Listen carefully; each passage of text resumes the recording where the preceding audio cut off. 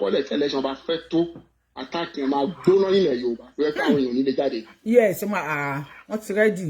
Attack yẹn máa gbóná wọ́n bẹ̀rẹ̀ ní ìsìnkú sí Yorùbá place kan tó máa wà Kwara kan bá bọ́n ṣe ń ba lọ ètò wa máa fi di Tinubu is a political jagaban. ó mọ̀ pé Ìgbòho ibi tí Ìgbòho bá ti jáde pé gbogbo ọmọ Yorùbá máa jáde wọ́n lo máa yẹn ni ẹja kúrò nínú ẹja kó ẹgbẹ́ kó làwọn síbẹ̀ ok tí gómìnà bá rẹ̀spọ́ndì tí ẹ̀mí à ò sọ̀rọ̀ tí ẹ̀mí à ó ti correct ó ti condemn nǹkan tó ṣẹlẹ̀ kékeré wọ́n lọ sí gbogbo Yorùbá town wọ́n pa wọ́n tó pẹ̀ bá Tinubu fọwọ́ sọnù báyìí ló ń wò ṣé nǹkan tó ń wò dẹ̀ mọ̀ ní ẹ jẹ́ kí n sọ kínní kan fún yín nǹkan tí ò mọ̀ ní pé fẹ́ election bá wáyé gan lẹ́yìn ó máa lose Kwara State because àwọn Yorùbá place wọ́n ti máa dìbò wọ́n mọ̀ gan tó ń ṣe tactics ni mo dẹ̀ sọ. bàbá Tinubu síbẹ̀ ṣe máa wò wá níran lílé táwọn Fúlàní máa pa wá nípakúpa tán máa jí wá gbọ́n tẹ́lẹ̀ máa pa wá tí ò sí security kan tó lè dáàbò bò wá àtàwọn gọ́fìmẹ̀ntì tó wà ní stéètì kọ̀ọ̀kan tí ò sáàbò nílùú tó ṣe pé tí àgbẹ̀ bá rokoroko àwọn Fúlàní máa wá kó mọ́lú ọ̀kan wá jẹ́ kán bá ti wá mú wọn lọ bá àwọn ọlọ́pàá máa ṣe kíni wọ́n máa ti fi wọ́n lẹ̀ pé kán máa ṣe kíni kán máa ṣiṣẹ́ wọn lọ pé ọmọ onílùú ni wọ́n.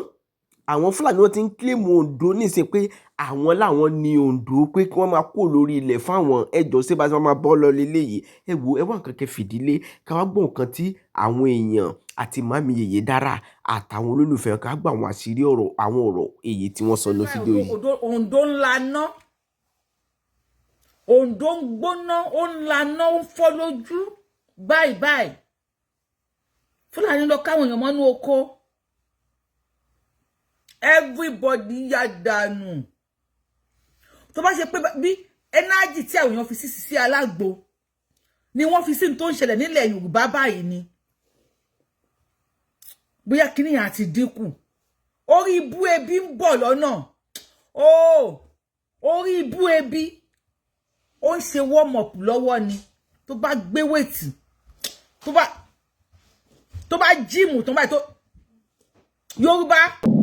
Ìbọn dún lákọlákọ ìbọn dún they say na we ọ̀hún yẹn gbé machine gbàgbé lọ. wọ́n padà wá ìbí ni wọ́n fún àlọ́sẹ̀ ọ̀dọ́ lẹ́sà wọ́n ní ṣé wá with you take say we dey play with you we say na we get Ondo State you come dey do road na we get Ondo now na dem get Ondo State you come dey put fire we kill as many as possible wọ́n ṣe ń pa. Tractor Ondo government wọ́n fi ń ṣe ọ̀nà nìyẹn bí tí wọ́n ti ń ṣe ọ̀nà lọ́wọ́ làwọn ará bíi ti dé wọ́n ní you dey craze ẹ̀yin fẹ́ ṣe ọ̀nà ẹ fẹ́ develop ìlú yín wọ́n fi ṣe yín àbí wọ́n ń ṣe yín wọ́n ṣépè fún yín ní ọmọ Yorùbá àwọn làwọn l'Ondo State ọlọ́bẹ̀ lọ́wọ́ wọn ní Kwara tẹ́ bá bẹ ẹbẹ́ kẹ́ẹ̀kú wọ́n ní ẹbẹ́ kẹ́ẹ̀kú l'Ondo State tẹ́ bá bẹ ànábì abẹ yín wọ́n ní ẹbẹ́ kẹ́ẹ̀kú wọ́n láwọn làwọn ní Ondo State wọ́n ní everybody tó bá bẹ nínú yín ó fẹ́ gbé ni àwọn tí wọ́n ń ṣe ọ̀nà everybody yá dànù ṣùgbọ́n wọn ò fẹ́ ṣe pé lásán kó má yẹ pé wọ́n kàn wá wọn ò rán yín sí gọ́vnà Ondo State gọ́vnà Ayédàtiwa kọ́ yẹn wọ́n ní wọn ò fẹ́ wá wọ́n máa rán yín sí gọ́vnà Ondo State wọ́n wá mú tractor tí wọ́n fi ń ṣe ọ̀nà nílẹ̀ Yorùbá lórí ilẹ̀ Yorùbá wọ́n bẹ́ná sí wọn ò bí yín kú ẹ lọ pé gọ́vnà yín wá tẹ́ bá bẹ́ ẹ̀nà bí abẹ́ yín Yorùbá wà lórí íńtánẹ́ẹ̀tì Sisi Alágbo 3 some 10 some 20 some ó ṣe kíní kan some ọmọ pẹlẹbẹ ẹ̀yin náà Sisi Alágbo àti ọmọ 20 years ṣé ẹ̀yin náà lè dúró fún 20 years kẹ́ má dorí kodò ẹ̀yin náà lè dúró fún 20 years kẹ́ má dorí kodò pẹlẹbẹ ìwà tó wù ó dáa inú ilé ilé èèyàn ti ń jèkúté onídòdó but for people táwọn kò bá bọ́ta pé wọ́n gbé jáde ànímọ̀ àwọn kan bí pé wọ́n ní secret ẹ̀ lọ́wọ́ tán bá sọ síta àní gbọ́ why not channel all this strength ẹ má bọ̀ lórí Yorùbáwùyí lórí YouTube please come on Yorùbáwùyí on YouTube now ẹ kà sáré play because ilẹ̀ tí ń ṣú Sisi Alágbo ọmọ pẹlẹbẹ kíní kan pẹlẹbẹ lẹ ń sọ ebi tó máa pa anybody ó wà ní gym ó ń gbé weight lọ́wọ́. Me, I just saw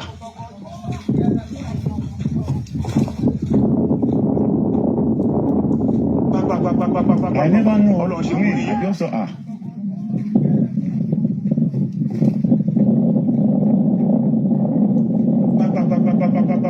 Hold on, she me. I never know. Me, I just saw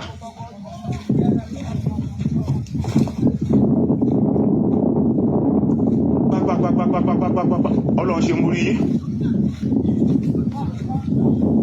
Ìbọn dún lákọlákọ. Ìbọn dún lákọlákọ ní ọ̀sán gangan abẹ́ ìpínlẹ̀ ò tí ìṣù ni mo mọ̀ pọ̀ sẹ̀ rí pínlẹ̀ ò tí ìṣù rí pé ọ̀sán gangan náà wà wọ́n ṣe ọ̀nà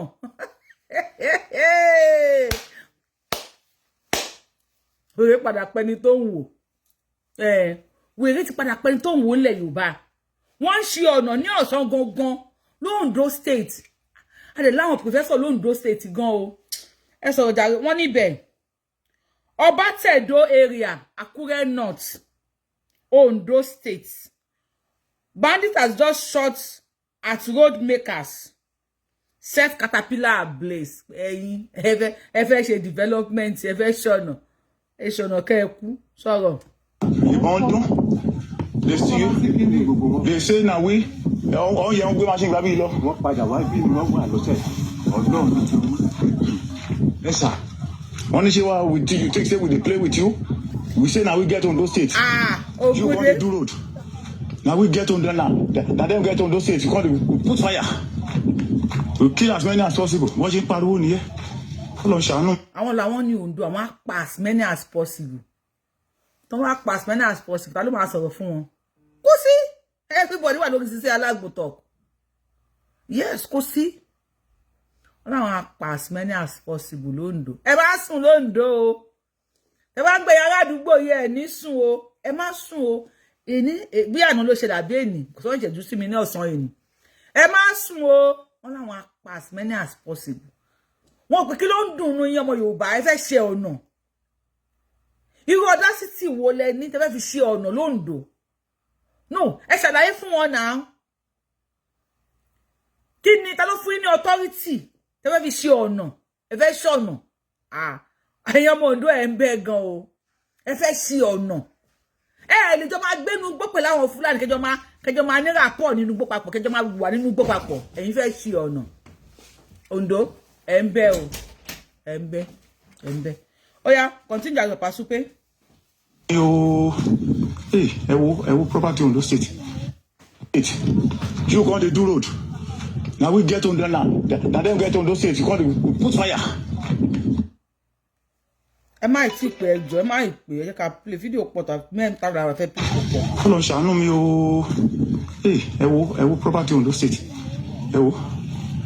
ẹ wo Fulani ti finá sí wọ́n ti finá sí Fulani ti finá sí Fulani ti finá sí o wọ́n ti finá sí o lọ́nà Ọbátẹ̀dó tractor Akure North o wọ́n ti finá sí àti ẹ̀mọ́ bí táwọn yòókù wà báyìí kó ló má tẹ̀jẹ̀ kan ti pa wọ́n. ayé mi ókè Ọmọ́tọ́lá. Olúwa ṣàánú ayé mi ẹ wo. Tractor Ondo State government ni wọ́n fi iná sí wọ́n ní it is not a sọ fún yín pé ṣàríà ń bọ̀ and ṣàríà tó ń bọ̀ ní lè lo àwọn nǹkan àmúyẹ tẹ́bọ́dọ̀ sí Afghanistan nísìn àwọn obìnrin wọ́n kó wọn táwọn Taliban gbà àwọn obìnrin wọ́n kó wọn jọ síbì kan ni wọ́n da aṣọ bò wọ́n lórí tó bá ti rí fídíò yẹn wọ́n da aṣọ bò wọ́n lórí wọ́n máa ń já búrẹ́dì fún wọn tí wọ́n máa ń já búrẹ́dì fún ẹran wọ́n máa ń já búrẹ́dì fún wọn báyìí wọ́n jù sí wọn wọ́n fi igi bí ẹgbà báyìí wọ́n fi ń dà wọ́n bí pọ̀pá wọ́n ń dà wọ́n sẹ́gbẹ̀ẹ́ kan báyìí wọ́n fi ẹgbà tó fi ń dà wọ́n báyìí sẹ́gbẹ̀ẹ́ kan so Sharia ń bọ̀ Fulanization ń bọ̀ so wọ́n ti ready fún everything so nílé ànábì ò wọ mọ́tò náà kó lè fẹ́ wọn wọ mọ́tò ànábì Ànábì ò jẹ ṣàwámà, ẹ fẹ́ máa jẹ ṣàwámà. Ànábì ò rìn lórí ilẹ̀ tó ní títì tó straight, ẹ fẹ́ máa rìn lórí títì tó straight. Ànábì ò wọ lace, ẹ fẹ́ máa wọ lace. Bá mú yín sọ́wọ́, ẹ jẹ́ everybody àgbẹ̀. Now Ondo State nìyẹn. So after all those, please listen o. Fetí yín lẹ̀kẹ̀ gbọ́ o. Well, the truth is that the terrorists are one of us before they were, confused because of situations and circumstances around us. It is very, very okay for them to be properly reintegrated into the society. But however, there is need for adequate monitoring of their movements and activities. They have no other home but this Nigeria, and they have to equally move on with their compatriots. The only thing is monitoring to make sure that they don't deviate if they are brought back into the society. Ẹ bá wa pàtẹ́wọ́ fún wọn. Chief Security Officer, Defense Military Operation Safe Corridor. CSO nìyẹn, Defense Military Operation Safe Corridor. Wọ́n ní àwọn tó sọ pé àwọn á pass many as ẹ ṣá gbọ́ àti máa ní Ondo yẹn sọ pé àwọn á pass many as possible. Wọ́n ní ó normal lẹ́yìn tó bá pa yín tán kí wọ́n reintegrate wọn sínú society. Wọ́n lára yín ni wọ́n gbọ́sọ̀ ṣara tèmi. Wọ́n lára yín ni wọ́n kó tó di pé condition jẹ́ kán pa yín. Kó tó di pé condition sọ wọ́n di tán dà. So tó bá ti ṣe tán wọ́n ló normal kán kó wọn padà sínú society. Wọ́n kàn máa monitor wọn ni. Báwo ni ṣé wọ́n jẹun, ṣé wọ́n yàgbẹ́, ṣé wọ́n tọ̀, ṣé wọ́n ò ṣìrìn, ṣé wọ́n ò ṣìwàwù.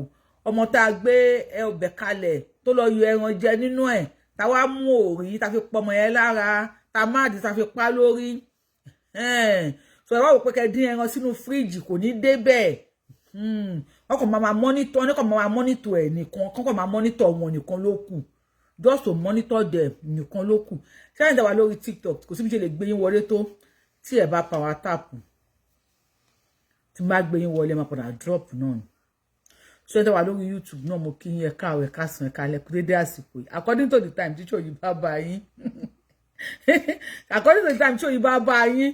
CSO ló ń sọ̀rọ̀ ẹ bá wa like show yìí tẹ́ bá wò pé yẹ kẹ́ like ẹ tẹ́ ti follow wa ẹ follow wa Yorubawuyi ẹ subscribe sí YouTube Yorubawuyi ẹ kẹ́yìn lórí Yorubawuyi lórí TikTok lórí Facebook lórí YouTube ẹ máa follow wa tó bá ṣe lọ máa mú wá fún yín. Wọ́n ní despite the fact wọ́n sọ pé àwọn á pa as many as possible wọ́n ló normal ó normal àbí kí lẹ wá fẹ́ ṣe ó normal kàn integrate wọn kàn fún wọn lówó kàn fẹ́ yàwó fún wọn kàn wọn lọ sí ilé ìwé táwọn ọmọ tí yín ò lè lọ wọn ló normal ó normal ẹ ṣé gan. Nigerians, please, who are these people? Who are these people with brand new bikes? What are they waiting for? Who bought these bikes for them? Which state are they? Who are they? What's their identity? What instruction are they waiting for? What are they up to? Our leaders are busy talking about 2027 election. These people are in the bush. What are they doing in the bush? Please, if you understand their language, let me know at the comments.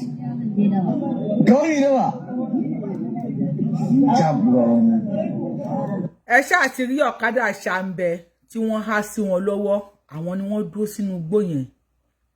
What are they waiting for? No, kí ni wọ́n ń dúró dè? Wọ́n yẹ jókòó conveniently, comfortably. Àwọn máṣíìnì yìí ó tó èlé ló tí wọ́n ń ta ẹyọ kọ̀ọ̀kan. Wọ́n wá kó wọn fún inú igbó báyìí. Ọkàn bẹ̀ pé kí what are they waiting for ni? Wọ́n wait fún alert ni, alarm ni. Wọ́n bá ti fún fèrè pop pop pop pop. Ó dàbí tí Bíbélì sọ ní wípé ìpè máa dún. Yorùbá dẹ̀ pé à ń sùn àti ẹ̀sùn náà. Tó bá sùn náà máa ń jí wọn kí n já pé ọ̀rọ̀ à ń pè ọ̀rọ̀ ni àsùn. Sister Alagbo 3 sub ló bá everybody wa. Wow, kò sí wàhálà. ìyẹn náà nice Àmọ̀kẹ́ iṣẹ́ tí mo rán ẹ ò jíṣẹ́ ló bá mi jíṣẹ́ yẹn má yẹ kí n nà ẹ o Àmọ̀kẹ́ mo ti rí ẹ o iṣẹ́ tí mo rán ẹ bá mi lọ jíṣẹ́ yẹn má yẹ kí n nà ẹ o mo bẹ̀ ní má bínú ọkọ mi pẹ̀lẹ́ now alájà yẹn tó fẹ́ sọ̀rọ̀. Our farm, shooting sporadically. Got into the rooms, scattered. Obìnrin ìmá kan pause ẹ̀ báyìí mi nílé play ẹ̀ báyìí màá máa play lórí phone because ẹ̀jẹ̀ torí ẹ̀jẹ̀ wà ń bẹ̀ mo dẹ̀ ṣe dé ni so mi lè máa sáré ṣe kíní mo ṣe dé ni so ẹ̀jẹ̀ wà ń bẹ̀ màá máa play ẹ̀ fún yín before kí tó di pé mo lọ jìnnà ẹ̀ tẹ́ bá ní èèyàn ní South Africa gbogbo ẹ̀ tẹ́ bá ní èèyàn àbí kí wọ́n kọ́ lọ sí kíní náà ni ìjọba àpapọ̀ ti sọ̀rọ̀ o wàláì Nigeria government ẹ lè kúre Ọlọ́run mo kàn mẹ́yọ̀ kan yẹn dájú pé ẹ lè kúre ṣá tí iná bá wá wà tàbádùjọ́ náà o ẹ lè má wọ náà o ṣùgbọ́n kò wàláì àti kúre yín ọwọ́ Ọlọ́run ló wà bàbá Tinubu sẹ́yìn lẹ sọ̀rọ̀ yìí Ọlọ́run kò jẹ́jẹ́ Tinubu ló sọ wọ́n kò gbé fọ́tò Tinubu sí ni Ọlọ́run kò jẹ́jẹ́ Tinubu ló sọ ẹ̀yin tẹ́ ní family ní South Africa ẹ jẹ́ pé wọ́n Ọ̀yọ́ náà wà o federal government ti sọ̀rọ̀ mo ń bọ̀ lórí yẹn ẹ ká gbọ́ nǹkan tí wọ́n máa sọ torí ẹ̀jẹ̀ so mo máa play ohun ẹ̀bí bí mo kàn pause síbẹ̀ yẹn ni. 2nd, 2025, I received a message. They are here. Who is here? I wondered. I couldn't track. I couldn't follow up. Could barely sleep because that was a message from my farm manager. There was nothing I could do till 5 a.m. Ondo level, yo. Ondo State. 5 a.m. Ondo State. I get to call and speak with him. And he said they came. Over 20 of them. Over 20 of them. Ni wọ́n wọlé wá. Olóhùn náà pé they are here. They are here. Who are those? Wọ́n pèèyàn láti ojú wọn pé wọ́n ti dé.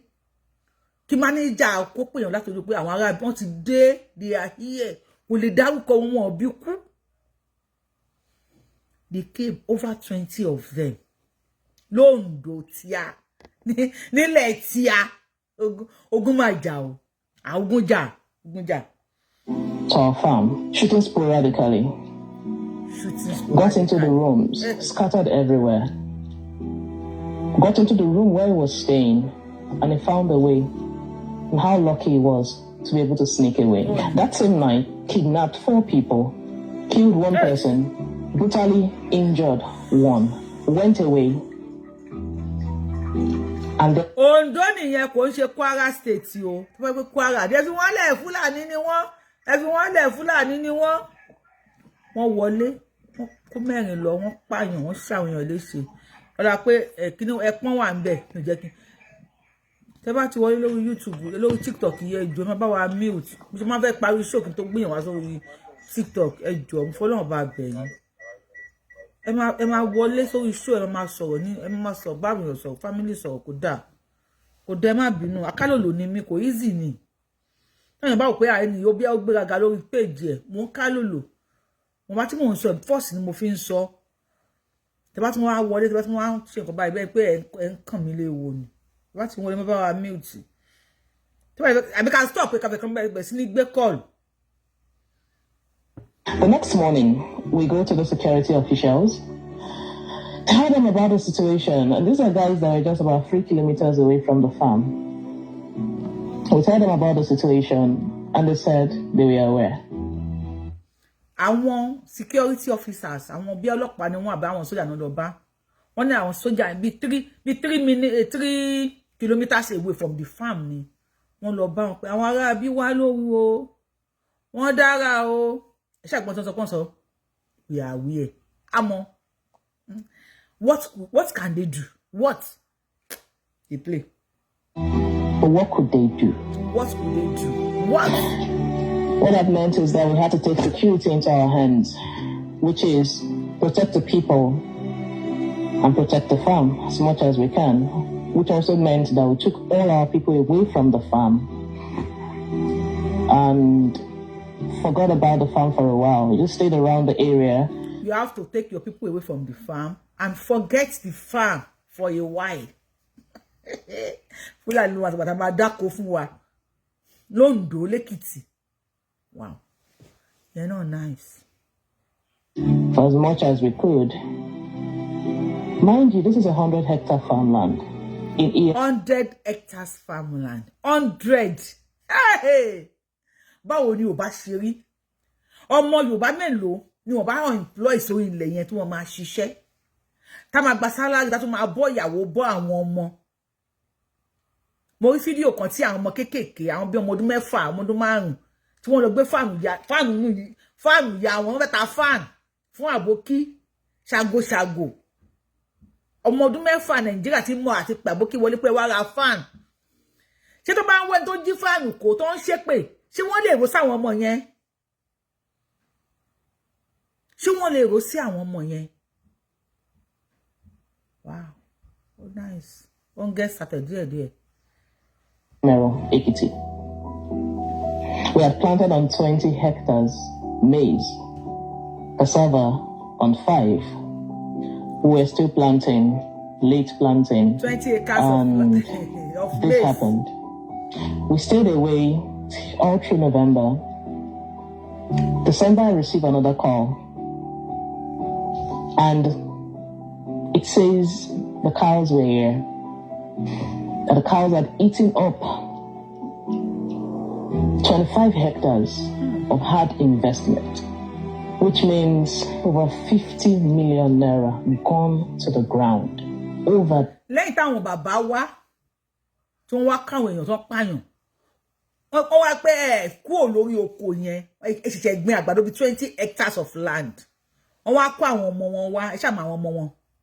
Àwọn ọmọ wọn màálù, wọ́n wá káwọn màálù wá pé ó yá ẹ jẹ kalẹ̀, ẹ jẹ everything. That's about 50 million naira. Ẹ jọ ẹ̀yin tẹ́ ń jà fún Sisi Alágbo, ó yá ẹ̀hún, ó ṣe 3 some, ó ṣe 20 some. Ẹ jọ mo bẹ̀ yín ni. Ẹ bá wa dìde sọ̀rọ̀ tó wà nílẹ̀ yìí, obìnrin lélẹ́yìí náà. Àbúrò pàdé yẹn bá ṣe nǹkan tí ò dáa, kó tó popular ni. Obìnrin ló ń pariwo síta yìí. 50 million naira. Obìnrin lélẹ́yìí. Àbí pé wọn ò sí ìdí síta, kò sí ọmú síta, lẹ́ṣẹ̀ lè sọ̀rọ̀ nípa ẹ̀. Good evening, Omukigbe, thank you. Okay, constructing the road will hinder them from doing their evil works. You're right. Ẹ bá wa bọ́ tẹ̀yìn activists ẹ jọ̀ọ́. I've never been that broken because that really broke me. But I'm grateful that no life was lost from our end. The people that had issues were within the settlement around us.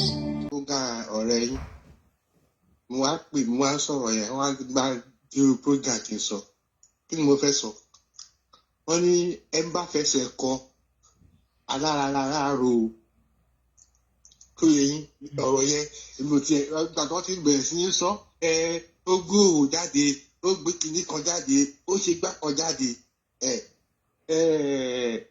Ògbésèré kọrin kan, àrùn ẹ̀rì, àfẹ́jọ́rùbọ̀ lọ́rọ̀ ni. So ọ̀rọ̀ tí ẹ̀yẹ àmọ́ ni, gbogbo àwọn tó ń pariwo lórí ẹ̀, mò ń wò wọ́n ni, kó pàkì ara wọn sẹ́gbẹ̀ẹ́ kan. Ṣé rí ọ̀rọ̀ tìlú mi tẹ́ ẹ sọ yìí? Ṣé Ondo lẹ ti wá ni? Okay, I'm going sir. Ṣé rí àwọn ọkọ tó lè ṣe wà o, but nítorí kálukú ń sá fún ni pé àti má gbègbèsè tó bá di ọ̀rọ̀ ṣé náà àwọn ìjọba àní níta sọ ní Nàìjíríà yẹn wọn fẹ́ jẹ́ káwọn anybody gbé ìgbésẹ̀ lórí anything tó bá ń ṣẹlẹ̀ nínú Nàìjíríà yẹn. Ibi tó yẹ ké kálukú wa ká ti ṣàkíyèsí ni pé ẹ wo gbogbo ìgbà tí very dark man tó sọ̀rọ̀ school kan ẹ̀wọ̀n tó fojú ẹ̀rí nítorí ọ̀pọ̀lọpọ̀ àwọn èèyàn fi ń sá nìyẹn. Nítorí tó lè ṣe tó yẹ káwọn náà tó yẹ kán gbégbé sẹ́ẹ̀fì níbi pé kán má pàrọ̀ ara wọn síta. Kíní yẹn ṣẹlẹ̀ ní last 2 years àbí ọdún tó kọjá nígbà tí wọ́n fẹ́ ṣe protest gbogbo àwọn èèyàn jáde tó ṣe kíní kan sáìdì kan lóńdó yẹn ilẹ̀ olùjì ẹ wo nǹkan tí wọ́n ṣe fún wọn gbà yẹn. Àwọn kíní burúkú ìtọ́ lọ fi ẹran doko wọn tí wọ́n ṣe gbogbo nǹkan tí wọ́n ṣe yẹn kí wọ́n kò lè wọn kan tó rárá sí wọn ni. Bọ́ọ̀mù èèyàn ṣe rí gbà yẹn nǹkan tó yẹ kó máa ṣe ẹ ṣéèfù àwọn nǹkan yìí wà lọ́wọ́ yìí ẹ máa fi dá wọn lọ́lá gómìnà wa òkúkú rí nǹkan kan ṣe tó kò sí tó kàn mo sì máa sọ kọ́ lọ́ọ́ fún òun pé bàbá yẹn Akérédolú. No mi ì ṣọ́ pé àti lè réyàn ju bàbá yẹn mọ́. Èmi náà ṣọ́ o. Ọkùnrin tó tọkùnrin ẹ bá wọ gbogbo ìgbà yẹn ta ló tó gbóná wojú Buhari. Ìyá Ìyábọ̀ Búkì wọ́n ní 200 people watching only 46 people like the show. Èmi ọlá pé ẹ̀yin èèyàn wa tẹ máa ń wò pé àwọn èèyàn kíní kan wọn ọ̀tẹ̀ láìkì ni èmi ò fẹ́ máa sọ ọkàn nípa ẹ̀ mi fẹ́ máa sọ anything nípa ẹ̀ láìkì ẹ̀ I am just writing my name mo kàn ń kọ orúkọ mi ni ẹ láìkì ẹ̀ láìkí ẹ̀ ẹ ṣí ẹ̀ ògbẹ̀gbẹ̀ ẹ ṣí ẹ̀ ògbẹ̀gbẹ̀ ok bàbá wa ẹ má yẹ kó kú. gbogbo mo ṣe pé ń jẹta tí mo pé ń jẹta yẹn kí tó débi tí mo fílẹ̀ sí ó ti kú. torí nǹkan tó dẹ̀ wọ́n ní ẹjọ́ tó wà wájú ìjọba ó kọjá ẹjọ́ bàbá tọ̀ síbẹ̀. ìyá mi ẹ pé ètò jàre ẹ ṣeun gan jàre ẹ ṣeun bàbá wa ẹ ṣe gan mo dúpẹ́. So lórí tàbítàdé lórí TikTok a lè rí yín gbé wọlé ẹ má bínú mo ti try possible best mi bí ṣe ń gbé yín wọlé ló ń drop so ẹnìkan láwọn táàgì mi sórí kíní ọ̀hún ni mo fẹ́ wò lẹ́yìn tí bá ti wò wọ́n tán báyìí ẹnì yẹn kí lorúkọ wọn ní Yorùbáwùyí àtàgì ọ̀hún kíní kan ẹ kí n wo orúkọ yín wọ́n ní Yorùbáwùyí àtàgì ó gbá àtọ́ o ẹni tó sọ tó ń kí mi ẹ mú kí n.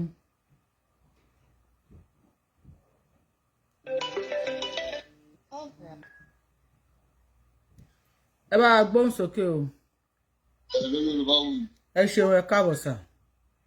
ṣe rí bàbá tó sọ̀rọ̀ kan sí yẹn wọ́n sọ̀rọ̀ látàrí wípé lóńdó yẹn náà ló ti ṣẹlẹ̀ wípé tí wọ́n rán ara sí màálù wọn. bẹ́ẹ̀ni. bẹ́ẹ̀ a ti gbàgbé wípé tá a bá ju ìgbàkọ nígbàgbà sókè ibi pẹlẹbẹ náà ló máa fi lélẹ̀ gbogbo àwọn tó ń jẹ́ victim táǹkàánú wọn yìí ṣe ń gẹ̀tì mi. àpẹẹrẹ ń sà. they are religion bigots. ní Ondo again. irú ìyá yẹn sì ṣé irú ìyá tẹ̀síọ́ yẹn sì tọ́jú oko ẹ̀ 20 hectares ṣé babaláwo máa pè é àbúrò. 100 hectares 100 hectares. 100 hectares so wọ́n ti fẹ́ kó lọ́pọ̀lọ́. ó fẹ́ bọ́ ó bọ̀dà jìlù bí tó wà. wọ́n ti fi ẹ̀sìn kó lọ́pọ̀lọ́ kò ní yà lọ́dọ̀ ọ̀rọ̀ bàbá tó ara ń pa màálù wọn yẹn. tẹ́ bá ti wo lóòkè ẹ̀ ti rí wípé wọn ò lè sọ fún pé lọ́ra yọ àtàtàrí kò dá sórí ilẹ̀ yẹn á ní àwọn ilé ìtọ́ra wọn ni Jesus Christ. so ibi tí ìkónilẹ́rù wa ti bẹ̀rẹ̀ náà láàmì dúró ẹ̀sìn yẹn náà fi kó gbogbo ọmọ Yorùbá lọ́pọlọ 98% wa wọ́n sì tẹ̀sí lẹ́kọ̀ọ́ alọ́pọlọ up to now. gbogbo ibi tí ìdáàbòbò wà wọ́n sá in the name of Jesus wọ́n sá in the name of Muhammad. so problem yẹn ni nǹkan tó ń ṣẹlẹ̀ onírú àwọn victim àwọn eléyìí. irú bí kíní yẹn ṣẹlẹ̀ sí yẹn ẹni tó sáko mẹ́ wọ́n tún lọ ń dáko síbòmíì pásítọ̀ ẹ̀ ti sọ pé kókó mẹ́. so bóyá jẹ́ nìyẹn ẹ̀sìn yẹn òun gangan ni problem wa àfàǹfàmọ́ olórí tó yẹ a ní ọ̀nà tá a lè gbára wálẹ̀ ẹ̀sìn yẹn ti kó sí wa lọ́pọlọ ẹ máa bí tó bọ̀ mà. ẹ ṣeun gan Ọmọ́tọ́lá ẹlẹ́ tag mi sí fídíò kan mi ò rí fídíò náà Ọmọ́tọ́lá mi ò rí fídíò tó sọ pé ẹ tag mi sí kí ló ṣẹlẹ̀ lórí fídíò náà Yorùbáwùyí don't bother ayé mi tó bá yẹ pé gbà kan wá ti máa pàrọ̀ ẹ bá wá ṣe fídíò yìí o ẹ bá wá àwọn eléyìí tí mò ń ṣe ìbò ń ṣe èmi ò ní kánjú kú o ṣùgbọ́n tó bá dọjọ́ iwájú Òṣùpá náà yẹ kí wọ́n gbé òun léèrè sínú museum ní tó ń bá lẹ́gbàá tó ń bá lọ tán tó bá dọjọ́ iwájú kí tó lọ àwọn èèyàn mọ̀ sí pé ó máa kan Yorùbáwùyí àwọn ọmọ mọ́mì àwọn fídíò yín bẹ́ẹ̀ ṣe nígbà yẹn I am just doing my best mo wà mí sí mọ́ káwọn lè máa sọ nípa mi ẹ ṣe mi rẹ́dí àti sọ pé I no go beg you bá wa gbóhùn sókè o mi lè fi owó ra ohun inú babaláwo ẹni sùúrù sà inú babaláwo nígbà títí kó fowó ra lẹ́kùn lẹ́jà kó tún máa wá bí aláàrẹ̀ kó lò ó kò sí tó jọ ẹ bá wa gbóhùn sókè àbálẹ̀ ní dààmú à ń gbọ́ yín sà. mo lẹ ẹkú ètò àdìṣe lásán lórúkọ Jésù. àṣẹ Èdùmàrè. ọ̀run á pín wa lérè. àṣẹ o. lórí ètò tẹwà mo fẹ́ dá sí. báwa dá sí sà. ọ̀rọ̀ pé Fúlàní panilé ni ó ń pani lọ́la ó ṣe kínní kan à ń dúró fún gọ́fàmẹ̀ntì à dúró fún kínní. ṣé bí gbogbo àwọn tó ń fi ẹran jókòó wọn yìí gbogbo àwọn tó ń jó kínní ṣé bí àwọn ìbílẹ̀ ni agbọ́ yìí tó ń ṣe láàárín ìgboro. ó pẹ́ tí kínní ìjọba rántí mo sọ̀rọ̀ yìí ní bíi ọdún mélòó kan sẹ́yìn mo ní èrè la fi ń wo wèrè pé ìtàjẹ̀sílẹ̀ ló máa yàn ní rárá ọlọ́run ní yẹ kárógùn ìtàjẹ̀sílẹ̀ ọ̀pẹ̀ tí wọ́n pa àwọn èèyàn wa níṣẹ́ ẹ̀jẹ̀ ń ṣàn. yẹ́ẹ̀tì ṣé àwọn tó wà ní dúró fún àwọn tó wá ń ta láti wá jà fún wọn ni ṣé gọ́ọ̀mẹ̀ntì ló máa wá jà ṣé bàbá Tinubu tí ò rí tẹ́ níbọ̀dì rò níṣì ló máa wá jà bàbá dúpọ̀ yẹ máa gbára ní 2027 ó dúpọ̀ ọmọ ẹ̀ ṣe máa di gọ́ọ̀mẹ̀ntì ní 2027.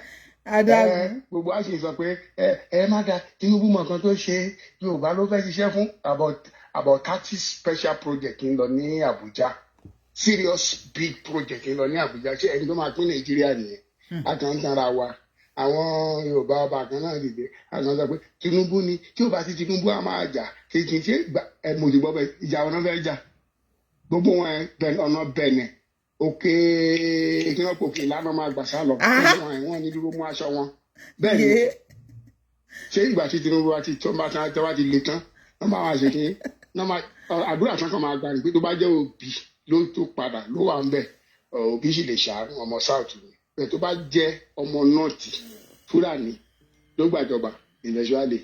bàbá wa tí Òbí gan bá débẹ̀ máa worst. rárá mi ò ṣe politician mi ò support Òbí mi ò support Tinubu. ok kí ni Òbí máa lè ṣe tó bá débẹ̀ kí ni Òbí máa lè ṣe tó bá débẹ̀. ok Òbí lè má lè ṣe nǹkan kan bẹ́ẹ̀ kò ní níwà burúkú bíi ti Fúlàní bẹ́ẹ̀ ni mo sọ kò ní níwà burúkú mi ò support ẹni sùn no orí péjì Yorùbá Wùyẹ́ free opinion yín kí ni ọ̀nà wo ni Òbí ló fi bẹ́tà Tinubu. mi ò sọ pé Òbí bẹ́tà Tinubu. no ẹni tí Òbí bá mi ò sọ bẹ́ẹ̀ o. no mi sọ pé ẹ sọ bẹ́ẹ̀ sà mi sọ pé ẹ sọ bẹ́ẹ̀ ẹni tí wọ́n yẹ pé ọmọ Fúlàní ló débẹ̀ ó máa worst pẹ̀tẹ́pẹ́ Òbí ló débẹ̀ Òbí á sì tún ṣe díẹ̀. tó bá ṣe lè jẹ́ Òbí ó sì lè láàánú àánú ẹ̀mí ò sọ pé ó máa ṣe kan ó lè láàánú Yorùbá. in what aspect wo ló máa fi ṣàánú wa.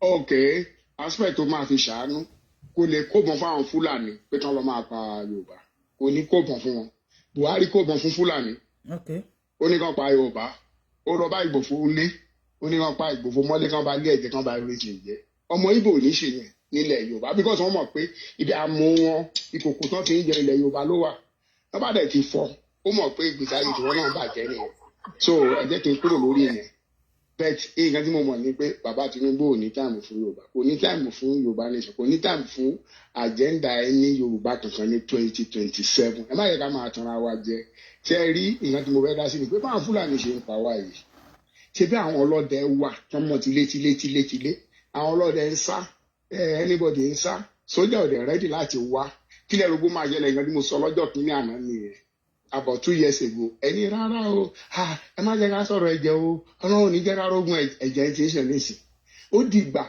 Fúlàní ò lágbára tó Yorùbá wọ́n ti ṣàìsí wá mo sọ fún gbà yẹn mo sọ fún yín mo ní pé mi ò fẹ́ máa pariwo torí ìlú tí mo wà pé pé mo fẹ̀yìntì níbi iṣẹ́ ológun bẹ́ẹ̀ ni present chief of defence staff Olóyèdè àdìjọjọ wà ní Sierra Leone àdìjọ wà ní Liberia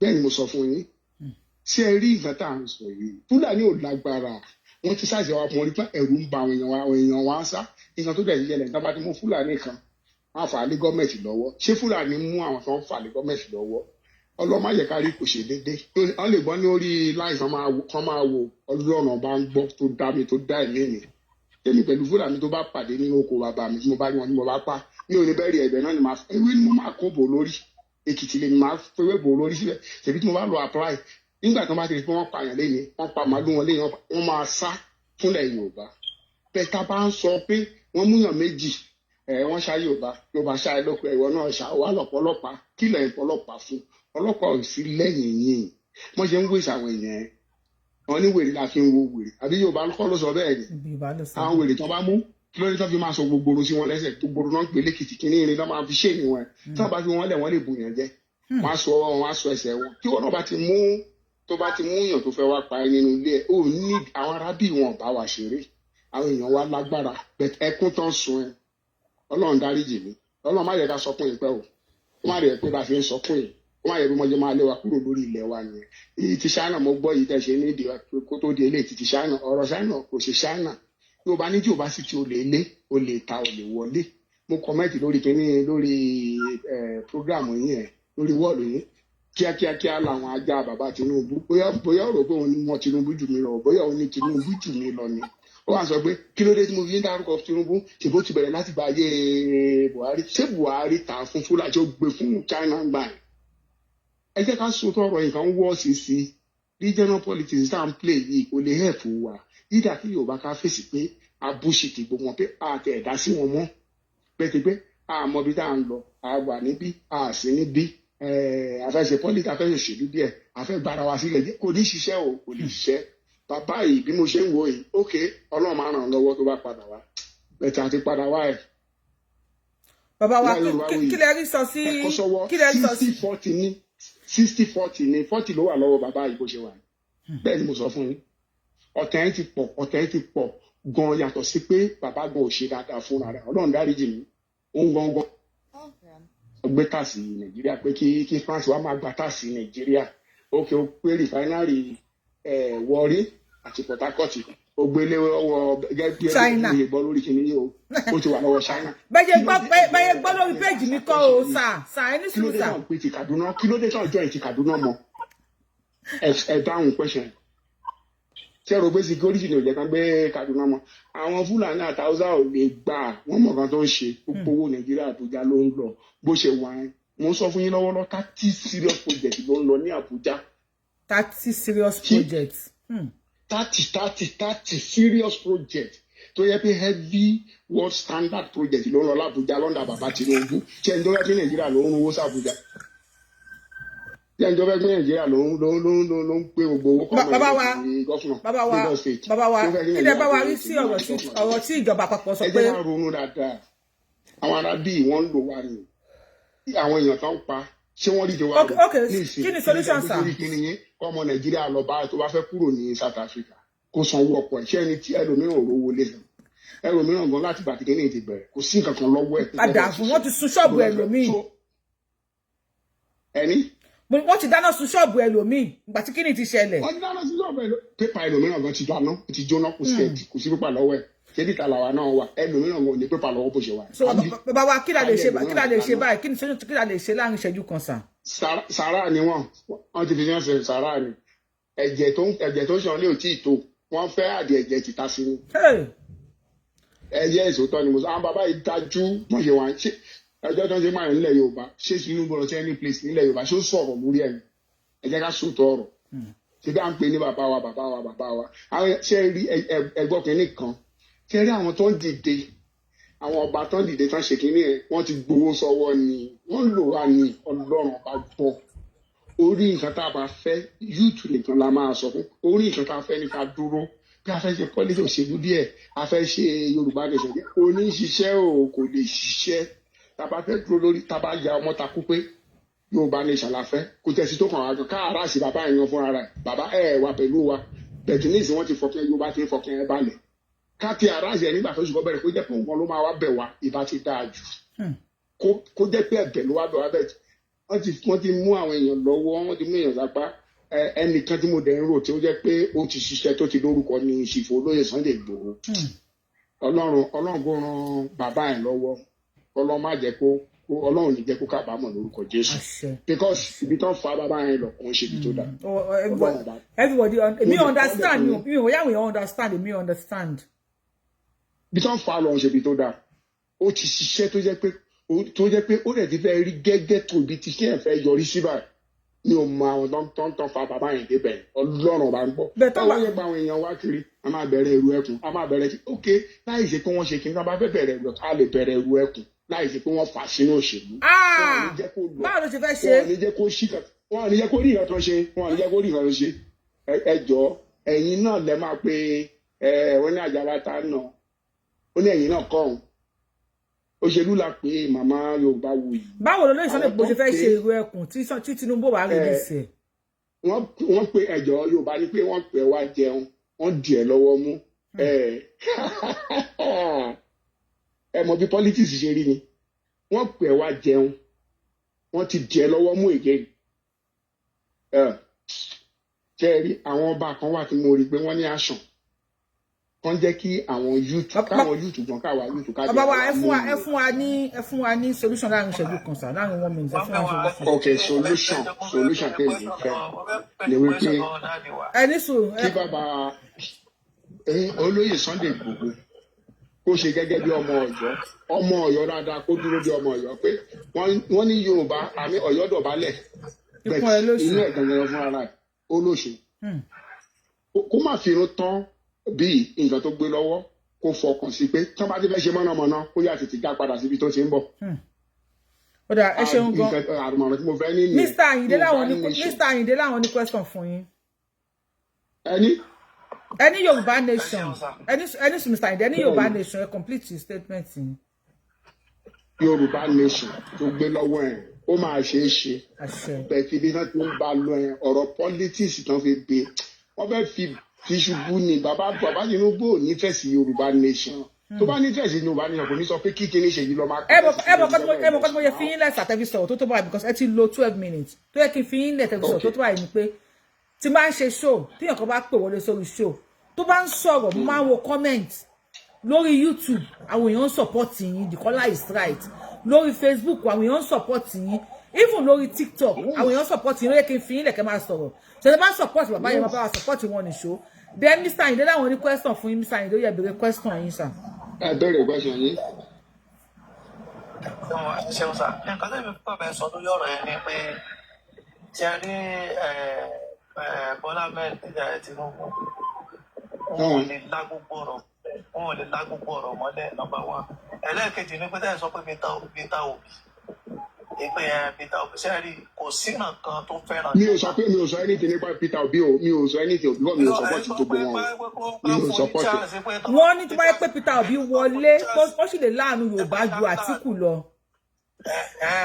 wọ́n á ní àánú wo ni Yíbò ṣe wá nílẹ̀ Yorùbá sáwọn tó ń ta fake drugs fún wa tí wọn ò kó fake drugs tán ṣe ẹ lọ sí ìwọ láti lọ máa fi ṣe àwọn ọmọ wọn níjàmbá táwọn ìran wọn níjàmbá kò sí ìran kan tó fẹ́ràn Yorùbá gbogbo ìran ẹtọ́ náà tẹ́ bá rí táburú bá ṣẹlẹ̀ sí Yorùbá gbogbo àwọn ọ̀ràn yòókù ni wọ́n máa ń dùn ẹ jẹ́ ká kọ́ mú yẹn kó nu pẹ́yìn wa kò sí ìran kan tó fẹ́ràn Yorùbá. ok ẹ ṣe sí ẹ jẹ́ kí n clear àárín yẹn kí n tó lọ ẹjọ́ màmá Yorùbá wù ẹ gbọ́ mi yé dáadáa nǹkan tí mo sọ ẹni sùúrù Àyìndé wọ́n ní káwọn clear àárín yẹn ó yà ń gbọ́ yín sà. nǹkan tí mo sọ nígbà tí mo fi gbé ọ̀rọ̀ ẹ̀ wọlé ni pé mo sọ pé kí bàbá ẹ̀ kí àwa ní ká dira wa mú pé gbogbo àwọn alàgbà wa àtàwọn ọba àtìjòyè tán lọ ń support pé kí nìkan wọ́n ń lò wá ni because bàbá yìí kò ní fẹ̀sì Yorùbá lọ́wọ́ kò sí nǹkan tó jẹ́ Yorùbá nation ní agenda ẹ̀ mo wá sọ wípé Ọlọ́run má jẹ́ kí ìyà jẹ wá because mo ní 60-40 mo ní 40 ló wà lọ́wọ́ bàbá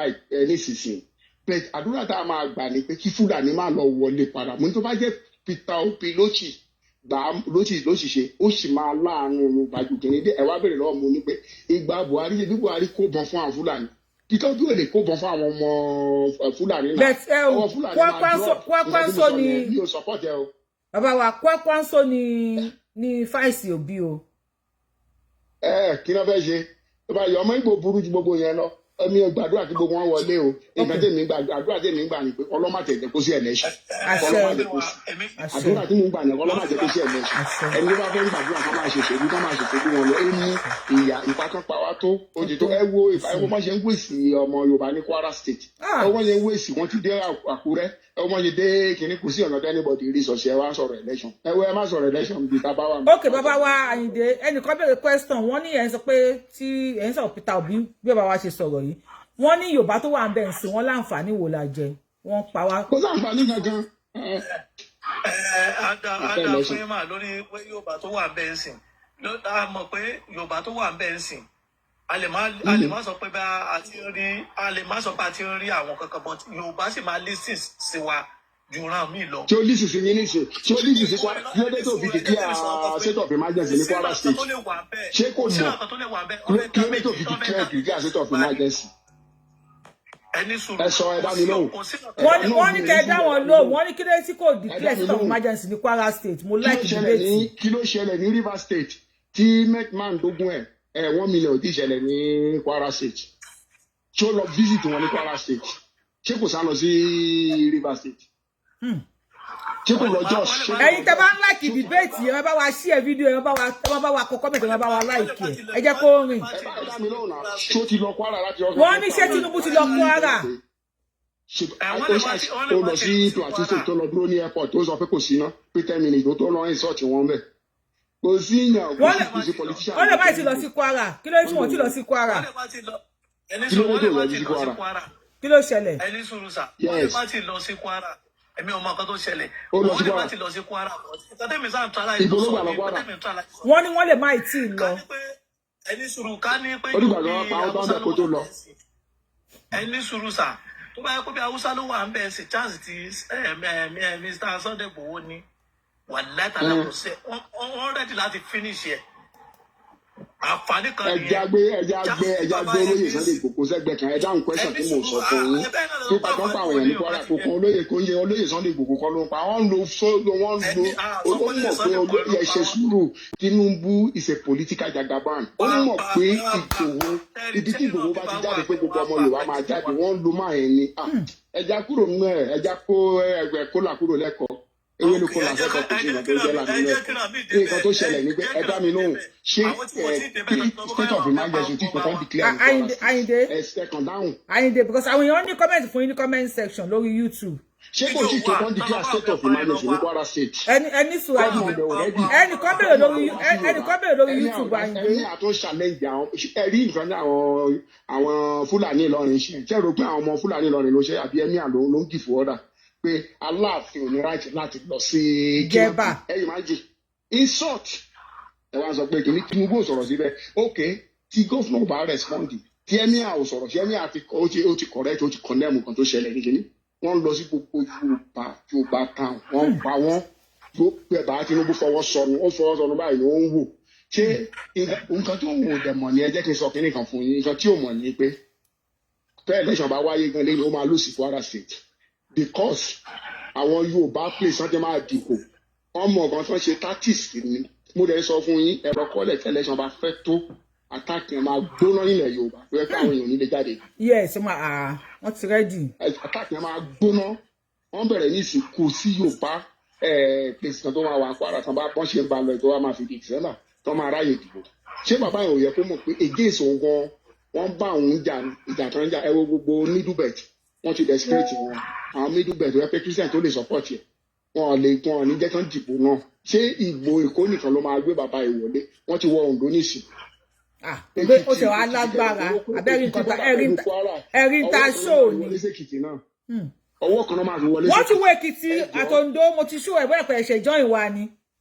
wọ́n ti ṣú ẹ̀. wọ́n ti wọ Èkìtì mo mọ̀ àṣebí wọ́n ti bọ́dà Kwara náà sì wà ní Èkìtì tó bá yà wọ́n wọnú ilé gẹ́gẹ́ wọ́n wá sábẹ́ Èkìtì ṣé ìgbà yẹn bàbá Tinubu ṣe wá jáde ẹni pé ó lè máa jẹ ìjáde ẹ bàbá yẹn ò ní nǹkan kan ṣe wọ́n lò yín ni ẹni bá jẹ́ pé Yorùbá yẹn jẹ́ ká sọ̀rọ̀ Yorùbá nation ká gbá kínní wa ní ìjà bàbá yìí ní ìjà ọba ó pẹ́ tí mo ti ń sọ kínní yẹn youth ló máa ń ja ogun àwa la máa ìbàjẹ́ dégan ìbàjẹ́ ìbọn ìbàjẹ́ anything ẹ jẹ́ kí n béèrè question kan lọ́wọ́ yín bóyá ẹ mọ nǹkan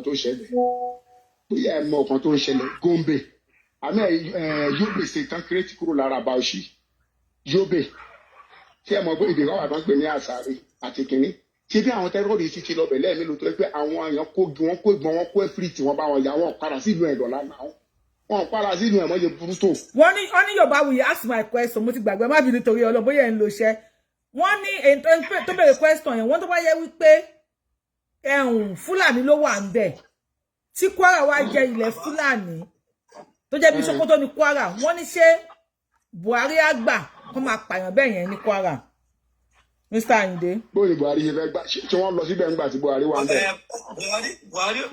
Buhari lè máa gbà but tẹ́bí sítá láti sọ nípa bàbá Sunday tí wọ́n yẹ pé Fúlàní ló wà bẹ́ẹ̀ bàbá Sunday Igboho ló lè ní fún wọn lè ní freedom. so Sunday Igboho adúpẹ́ pé tẹ̀sí Sunday Igboho sílẹ̀ nù bẹ́ẹ̀ tì. bẹ́ẹ̀ Sunday Igboho sílẹ̀ tó ó fàgbò fẹ́ẹ́gún kò fokun ẹ̀ lẹ́ẹ̀nà kò fokun ẹ̀ kí sáré pílẹ̀ bàbá wa ẹ̀ ń tẹ́ ń sọ̀rọ̀ pé Èkìtì fọ́ìsì ẹni sùn sà. Yorùbá ní pé tí wọ́n bá ti fúnyàn lẹ́ran ẹ máa ju okun ẹ̀ lẹ́ni pẹ̀tẹ́ fúnyàn lẹ́ran ẹ mú okun ẹ̀ lọ́wọ́ kí là ń sọ yìí ṣé kébèbí ni gbogbo wa. ẹni sùn sáré pílẹ̀ kíni fún wa ẹni sùn Èkìtì láwà yìí.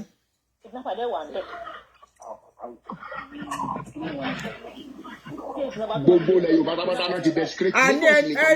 ẹni sùn bàbá wa ẹni sùn a fẹ́ play Èkìtì fún yín. ó wà lóko pé àwọn kidnapper dẹ̀ wà ń bẹ̀. ṣé ìsìn náà tí wọ́n ti ṣọ́ọ̀ṣì náà ti kidnap àwọn èèyàn báyìí. ọdẹ ìyìnbọn fún àwọn kan náà.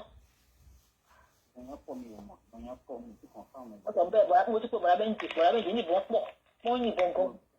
ó gbé kọ́ mi ó ní ibù ìyá àbèjì kan ṣe ìdíjọ́jọ́ dìpáàtì ní pé gbogbo ọ̀nà wà ń gbòòrò. inú Èkìtì gangan ni o. wọ́n ní ìbọn yẹn pọ̀ pé wọ́n kan gbé ìpìlẹ̀ kan lọ bẹ́ẹ̀ yẹn pé wọ́n ń sáré ọ̀sọ́sítù sóòtú ṣọ́ọ̀ṣì yẹn ti lọ bá wọn báyìí lẹ́jà. oko ni pẹ̀lú oko tí mo lọ yẹn kò jẹ́ kí n bí láti oko.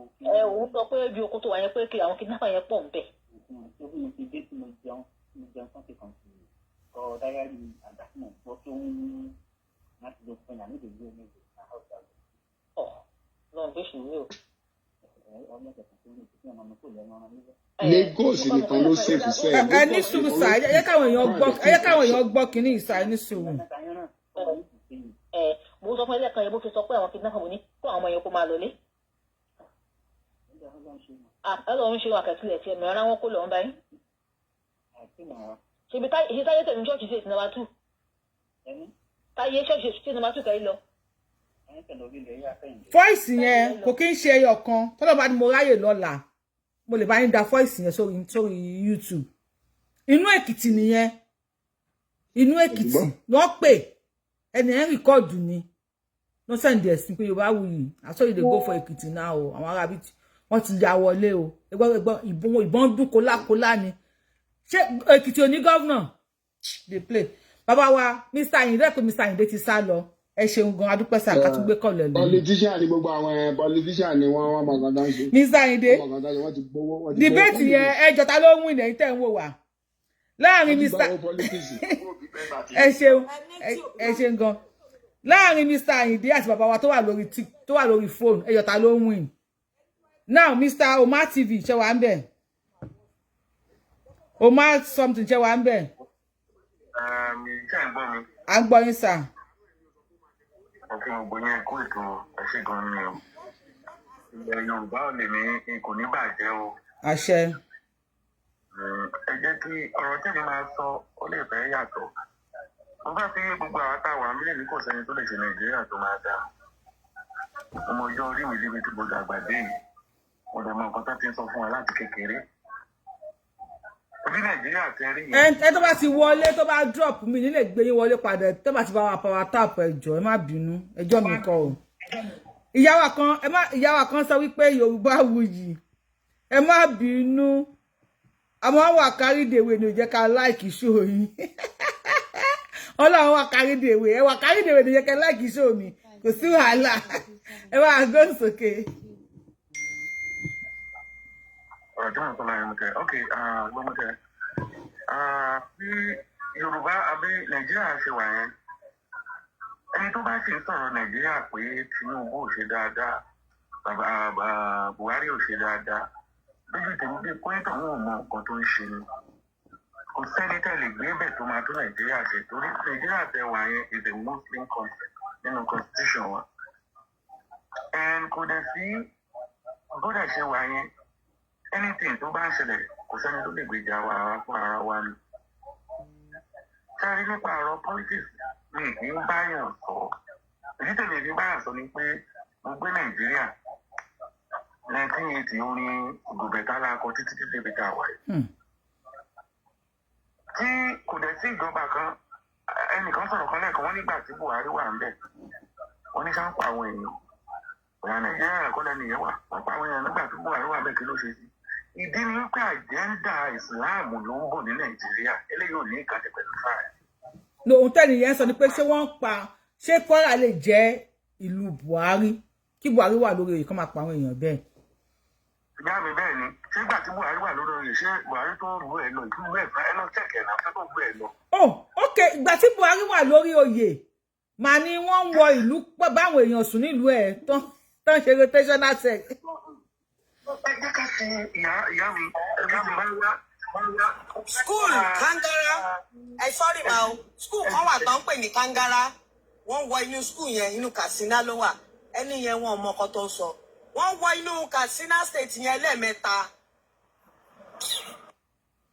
Bẹ̀tà wa ò kí ń ṣe iná lílá ìyẹn tó má pẹ̀hùn nílẹ̀ haúsá iná lílá ìnà wọn àṣọ iná lílá ìwà iná ilé ìrọ̀ jìhùn yorùbá àwa fẹ́ gbáyé náà àwa fẹ́ gbáyé. Ká jẹ́ fúnra wa náà ṣáà máa wòrán tó fún máa bá wa ni.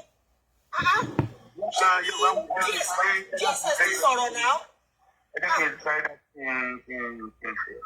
So now anybody tó bá wá sókè nǹkan kúrò ní opinion tiẹ̀ o níbi tá a bá dé ń sìn tó bá ti jẹ́ Tinubu ló wá ń bú tó jọmọ Yorùbá opinion ẹ̀ ní ní sọ jù mí lọ.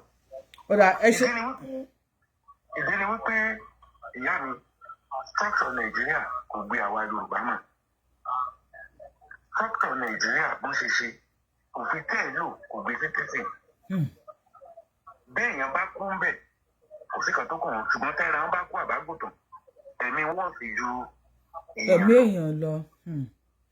nígbà tọmọ wa wà ń bẹ̀ ń sìn tá à ń play politics tó lé lórí bó ṣe nínú gbogbo wa tí Sunday olóyè tó fi ilẹ̀ á ṣàrí kan sí nínú ẹ̀ díẹ̀ ṣé ẹ rí kò sí president tó lè jẹ́ president Nàìjíríà ìyá Yorùbá oyè kórí òfin ṣe láyéláyé o kò sí o a ṣe báyìí látún lọ yìí ṣe bí ètò ìdókòwò máa kúrò mbẹ ikú ò ní pè mí pẹ̀lú yín.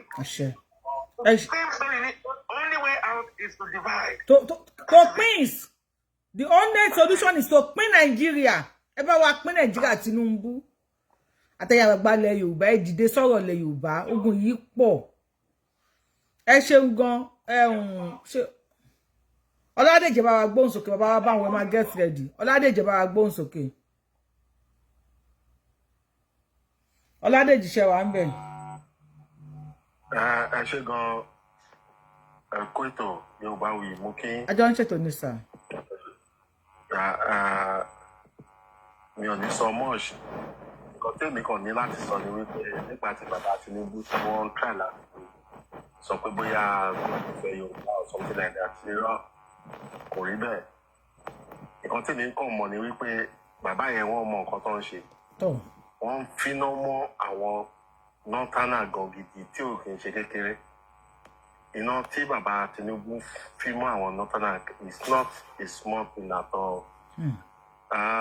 Èmi mọ̀ pé ó possible wọ́n lè má lè pín Nàìjíríà o but gbogbo ìgbésẹ̀ wọn is just like maybe regional system náà fẹ́ try láti ṣe a lot of things ni bàbá ti move wá sí west àti south tí mo dẹ̀ believe pé tí wọ́n bá padà wọlé ní second time gbogbo àwọn nǹkan tó yẹ kán ṣe wọ́n máa parí ẹ̀ ńgbà yẹn Nàìjíríà ò lè work ó yé gbogbo wa pé Nàìjíríà ò lè work àkọ́kọ́ra wa ni the only thing tí mo mọ̀ tó dá mi lójú ni wípé ká pín ìlú yẹn but presently now àti pín ìlú yẹn ó máa wà very difficult fún bàbá Tinubu because igi kan kì í dágbó ṣe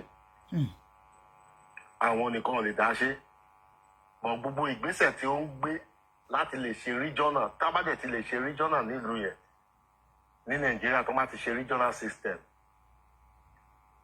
ó ti di dandan kí Yorùbá dá dúró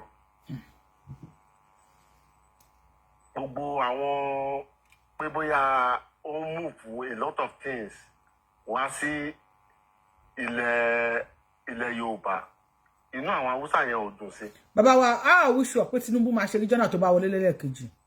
Number 1 a ò wíṣọ pé Tinubu máa wọlé ẹni sùúsà a ò wíṣọ pé Tinubu máa wọlé lẹ́lẹ́kejì. Number 1 nìyẹn number first question. Nǹkan tèmi tẹ̀ try láti sọ ní wípé kò sí wọ́n ní kàkà kíkú má jẹ sèse a máa fi ṣàwàdànù ní tí Tinubu bá fẹ́ wọlé ní lẹ́ẹ̀kejì kò ní sí nǹkan tó ń jẹ́ Nàìjíríà mọ́ nìyẹn nǹkan tèmi mọ̀ nìyẹn. Òkè tó bá wọlé lẹ́ẹ̀kejì tí Tinubu bá wọlé tó bá wọlé lẹ́ẹ̀kejì bá láyé sọ̀kọ̀ máa ṣe regional.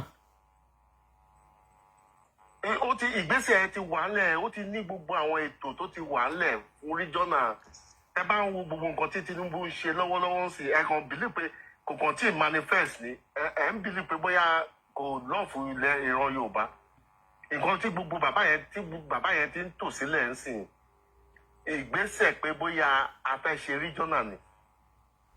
Ṣáwọn Fúlàní máa wá gbà ṣáwọn Fúlàní máa gbà. Ó máa work.